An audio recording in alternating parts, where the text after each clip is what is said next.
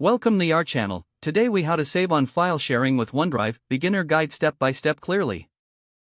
Open your web browser and go to the OneDrive website. If you don't have an account, click on sign up to create one. If you already have an account, click on sign in and enter your credentials. Once you're logged in, navigate to the main dashboard. To upload files, click on the upload button located at the top of the screen. Select the files or folders you want to share from your computer. Wait for the upload to complete. A progress bar will indicate when it's done. After the files are uploaded, find the file you want to share. Right-click on the file or click the three dots next to it. Select the Share option from the drop-down menu.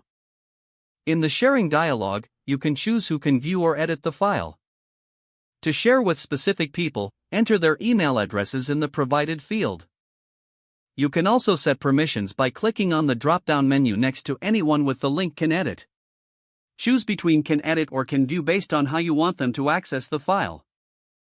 To send a link, click on Copy Link after configuring the options. Share the copied link through email or any messaging platform. To save on storage, regularly clean up unused files and folders.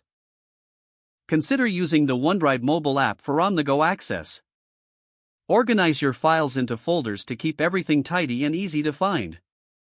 Monitor your storage capacity regularly on the dashboard.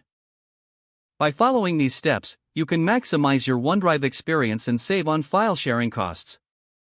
If the page does not load, refresh the browser or try again in a private or incognito window.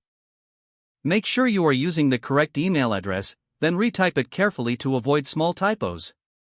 If your password is not accepted, use the reset option and create a new strong password you can remember.